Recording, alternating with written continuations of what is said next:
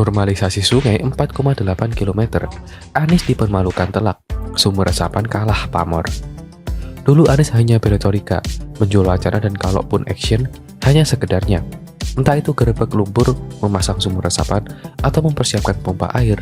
Dulu malah ada tuak peringatan banjir, alat pengukur curah hujan, bukan panduan banjir, dan lain-lain. Sekarang sudah beda. Berkat penjabat Gubernur DKI Heru Budi Hartono mulai ada titik terang dan optimisme bahwa pengendalian banjir akan berhasil. Kali ini penanganan banjir mulai digarap serius. Tugas utama yang dilakukan Heru adalah melanjutkan normalisasi sungai. Dia mentargetkan normalisasi sungai Ciliwung dapat terrealisasi sepanjang 4,8 km selama dia memimpin. Tugas Pemprov DKI adalah membebaskan lahan, sedangkan Kementerian PUPR adalah melanjutkan normalisasi. Kekompakan ini yang tidak dilakukan Anies.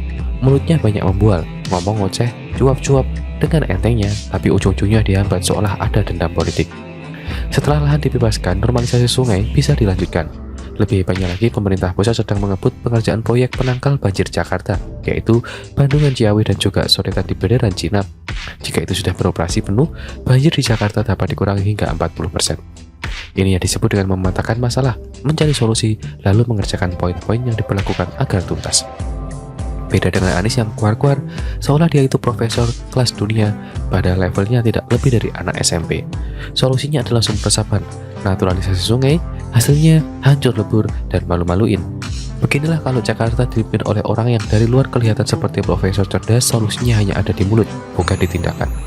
Inilah hebatnya Anies. Anies berpikir sok hebat tapi ngawur. Lucunya lagi, dia hanya melakukan sekedarnya. Anies tidak punya rencana jelas tentang cara mengatasi banjir karena memang dia tidak tahu apa yang harus dilakukan.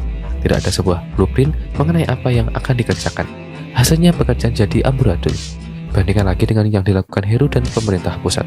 Normalisasi sungai, bendungan, sodetan versus sumur resapan perbedaannya bagai bumi dan langit. Levelnya beda jauh, bagai ikan kakap dengan ikan teri. Heru bisa kerjakan normalisasi sungai sepanjang 4,8 km. Menurutnya saya ini cukup lebar dibandingkan Ahok, tapi setidaknya ada kelanjutan, sedangkan Anies satu pun tidak pernah dikerjakan. 5 tahun Anies menghambat itu semua dengan dalih tidak efektif, padahal itu hanya ego politik yang dibakar oleh dendam dan kelicikan. Dulu Jokowi pernah bilang banjir di Jakarta bisa lebih mudah diatasi jika jadi presiden. Ini yang disindir oleh pendukung Anies tiap kali terjadi banjir di Jakarta. Yang dikatakan Jokowi memang tidak salah. Seorang presiden akan mudah mengutur dan memerintah kepala daerah di kawasan Jabodetabek untuk bekerja sama. Tapi yang terjadi adalah Anies seperti membangkang. Dia tidak mau bekerja sama, lalu membuat segudang alasan bahwa yang dilakukan pemerintah pusat adalah salah. Inilah penyebab banjir tak selesai, karena Anies susah diatur. Anies maunya mengatur tapi malah kelihatan konyol. Jadi banjir 5 tahun belakangan adalah gara-gara Anies yang tidak mau bekerja sama. Pemerintah pusat sudah punya rencana besar, tinggal dieksekusi, tapi Anies tidak mau.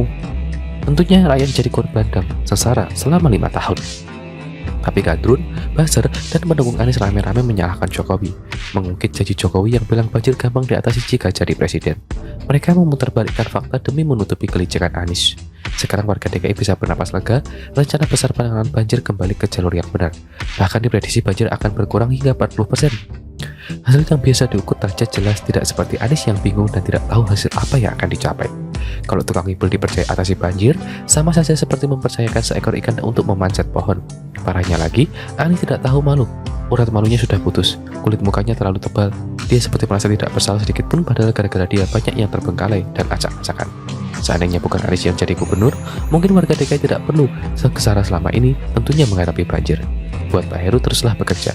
Cerdaskan warga DKI, bahkan mereka selama ini begitu terbuai dengan Anies. Bagaimana menurut Anda?